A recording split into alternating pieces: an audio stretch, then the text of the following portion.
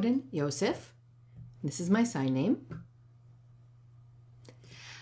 I'm hosting interviews with people, the Deaf Culture Center, and I'm working with them. And they're interviewing deaf Canadians from various provinces who are in different fields, artists, politicians, etc., advocates. And we've chosen you to be involved with us for this interview series. Could you tell us who you are? My name is Rick Zimmer. And maybe tell us something unique or humorous about you, something memorable. Yes, many people think that my parents were deaf, but they were in fact hearing.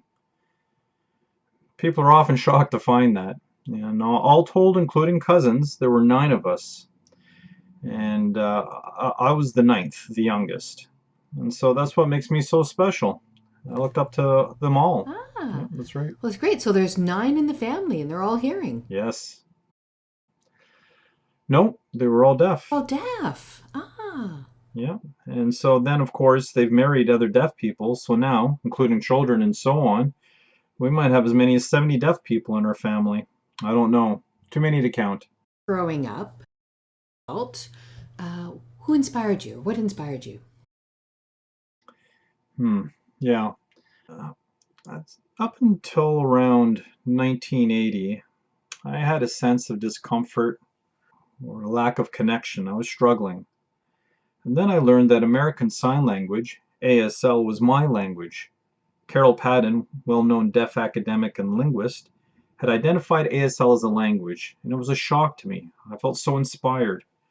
I valued ASL so much that I wanted to advocate for the preservation of our language. Using our language to communicate made it so easy to understand, so easy to learn. Before then, I struggled, and ASL changed my life. Even now, what motivates you to do the work that you do? I know that what I've seen so often is deaf people experiencing autism or oppression. It's so prevalent. And I remember thinking that stopping it was just not possible. I thought it was impossible to take on the dominant hearing majority and their systemic control. But I remember a conversation that I had with Patty Shores at Gallaudet University. And when I asked her how to make a difference, she said it would take 25 to 30 years. I thought it was ridiculous. I wanted to see a change within a year. She said it's absolutely going to take that long because you need to get through to people through education. So after graduating from Gallaudet, I arrived in Winnipeg and set about this task of teaching ASL, as well as working to educate and advocate. And now I've noticed it hasn't been around 30 to 35 years, and there's actually been a change in attitude that's much more positive and interested. So Patty was right. It does take about 30 years. The key thing is patience. If you have an idea, you need to be patient for change. And so I'm hopeful that the next generation will continue on and not give up. And what do you want or expect the viewers to be able to understand about the work that you do, your profession, the linguistic role? What impact? How do you want them to be impacted by you and the work that you do, the advocating? And could you possibly provide some examples? That's a good question. What's important, first of all, is that you must have a dream. When you see something in the world that you want to change, take only one goal, just like I had mentioned before for myself and my goal. Now, it takes a long time and requires a lot of patience. You can see now today, the main goal is accessibility and eliminating the barriers to it.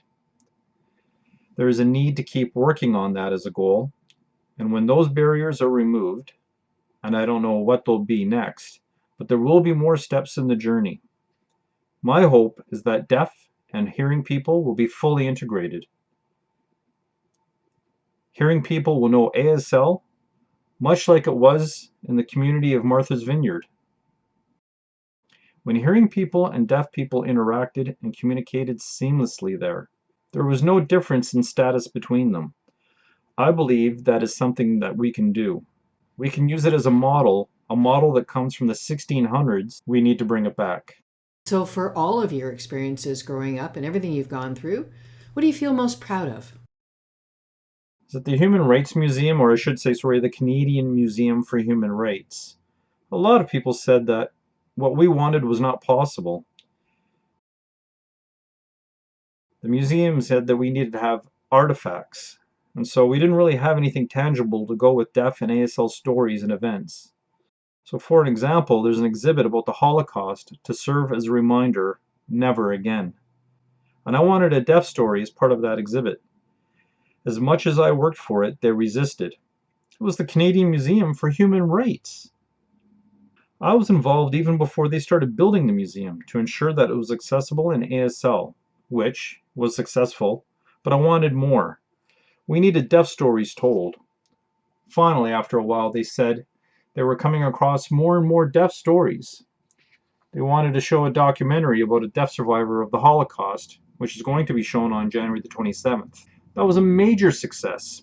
It took a lot of work to advocate for this, and you do need to be patient and persistent and never give up. What's important is your attitude. And I can tell you there were times when I had no patience at all. I would sometimes challenge them as to why things couldn't happen quicker. The response was that there were multiple processes that required approval and ran in different levels, and not all just within one system, but multiple systems that are integrated. That was eye-opening for me. It was where I really started to understand there was a process in place and it takes a long time. And I would also ask about long delays, and they explained it was important to take their time to make sure that there was no conflict with any members of the public or the public interest. They didn't want to do anything that could cause upset or controversy. What gives you the most joy from these proud moments? Successfully having the Canadian Museum of Human Rights accept and provide accessibility through ASL and LSQ language interpretation and translation throughout the museum. They were resistant at first. They suggested providing captioning, and I put it back to them about what that meant. Would hearing people be reading the subtitles or captioning, or would they be listening to an audio transcription? Well, of course they'd be listening to an audio transcription. They're hearing it in their language, whereas I would not be, or deaf members of the community would not be. And I think that's where the point got across. And now we're also incorporating indigenous languages because of that. And I want to make sure I got this right. It's because of the ACA, the Accessible Canada Act.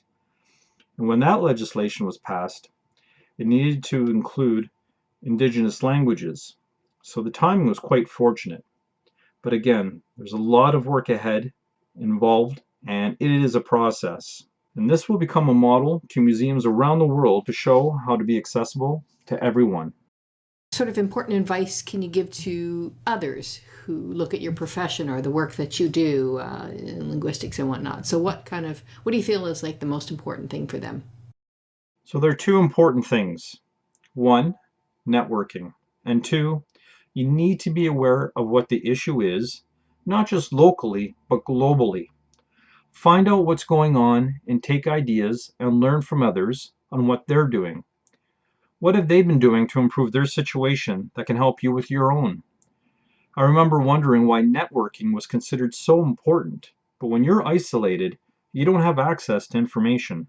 Unlike the hearing world that has access to information, money, and resources from others.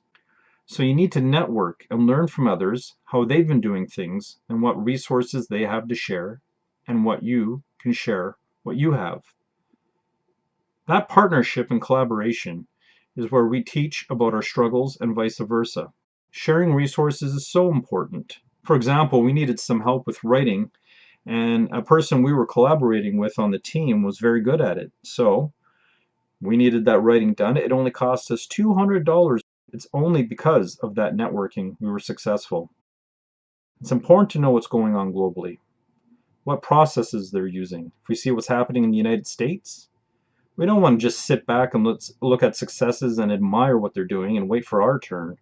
We want to take those ideas and get the ball rolling here and make it happen here too. And again, you are never done. There's a constant struggle for change, and it's always ongoing. And what excites you or motivates you? I mean, as I'm getting older and think of all the work that I've done, I realize it's time now to look at the next generation.